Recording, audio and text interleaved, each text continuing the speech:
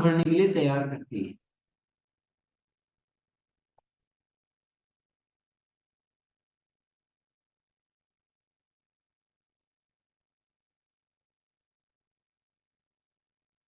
मान लीजिए रॉकेट है, रॉकेट को बोलो कि आप कम स्पीड में उड़ा लो, तो क्या उड़ सकता है? जाएगा ही नहीं, ऊपर ही नहीं जाएगा और न पहुंचेगा ठिकाने। तो गति के बिना कोई प्रगति नहीं है। आज हम सब उसी बात को अच्छा मानते हैं, उसी बात को शाबाशी देते हैं कि देखो कितनी गति हो रही है, कितनी अ, अच्छी तेज गति वाली ट्रेन पे काम चल रहा है। अभी जैसे बुलेट ट्रेन आने वाली है जो आधे समय में हमको पहुंचा देगी, तो हमें जानकर बड़ी खुशी होती है कि चलो क्या बहुत बढ़िया हो रहा है काम। तो गति बहुत जरूरी है, इसी विषय को थोड़ा सा आज समझेंगे। अंतराल ऊर्जा को क्षीण कर देता है। ये गति में जब बीच में गैप आता है, तो जो ऊर्जा का निर्माण होता है वो खत्म हो जाती है। ये बहुत एक अच्छा सब्जेक्ट है समझने का। जो पूरा ये जो साइकिल घूमता है, वो तभी घूम पाता है जब उसकी पीछे की जो ऊर्जा बनी हुई है वो काम करे, तब वो आगे की साइकिल घूमती है। तो अंतराल बिल्कुल नहीं होना चाहिए। जितना अंतराल हम रखेंगे उतनी ऊर्जा हमारी कम होती जाएगी, समय व्यर्थ चला जाता है। बहुत सारा समय जो उपयोगी हो सकता है वो व्यस्त चला जाता है अगर हम अंतराल देंगे तो। गतिविधियों को भूल जाते हैं, और बहुत सारी गतिविधियां जो हमें करनी होती है वो छूट भी जाती है, भूलने में आ जाती है। और पुरानी की हुई गतिविधि का परिणाम भी कम हो जाता है। जो पहले की हुई थी और उसके कंटिन्यूटी में जो काम होना था वो भी कम हो जाता है। तो ये एक जो गैप है ना, ये इसको हमें समझ के दूर करना है। गतिविधियों के प्रकार, इसके लिए एक बहुत जरूरी विषय है जो समझना हमें। एक हमारे जीवन में होती है समय निर्धारित गतिविधियां और एक ऐच्छिक गतिविधियां।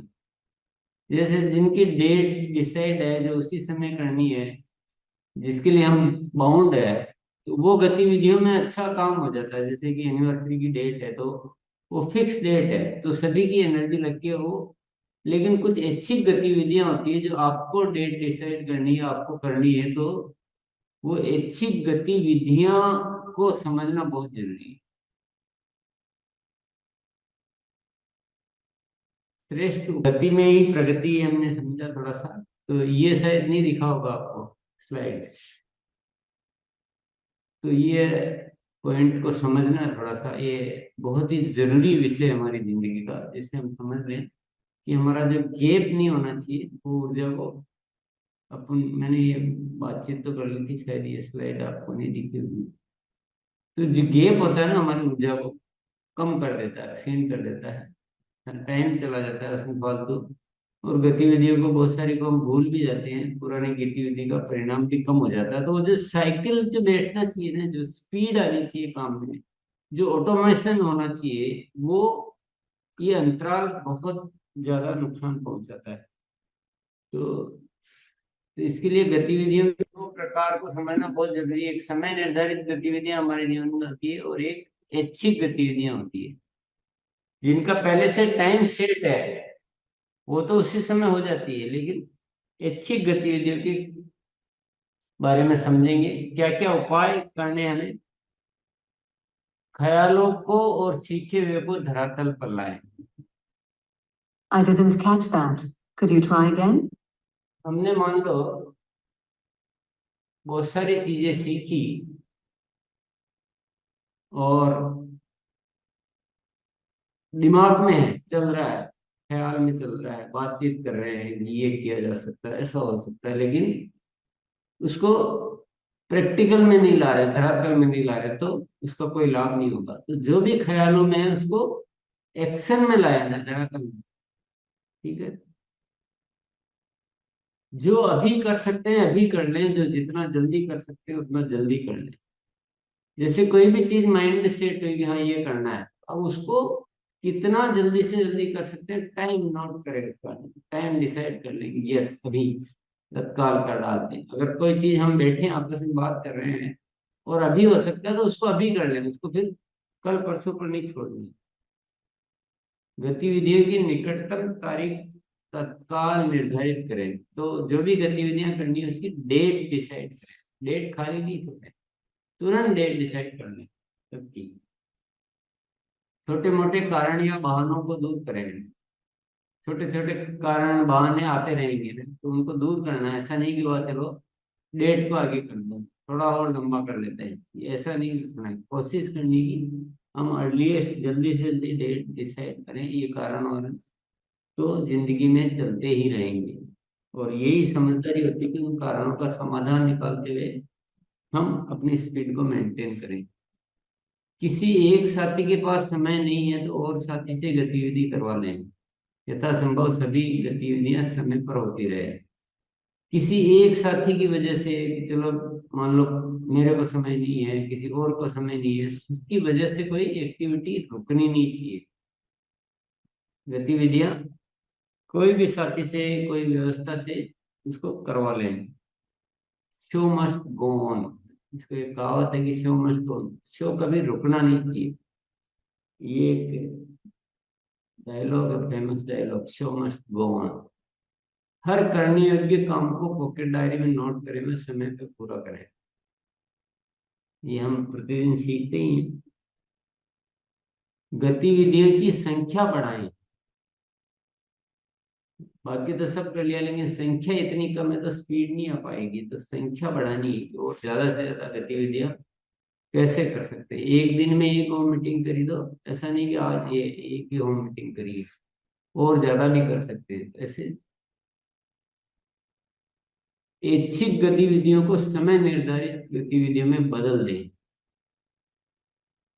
जो भी ऐच्छिक गतिविधियां हैं उनको इसमें बदल दें। उसके लिए क्या तरीका है, सबकी डेट डिसाइड कर डालें। डेट खुली नहीं छोड़ती न, और बदलने का मौका नहीं देना है। तो हमें बदलने की बहुत कोशिश की जाएगी बार बार। साथियों की गतिविधियों की तारीख भी निर्धारित करवाना। जो हमारे साथी है उनकी भी ऐसी तारीखें निर्धारित करवाना। एक गतिविधि पूर्ण होने से पहले ही आगे की गतिविधियों को निर्धारित कर लें।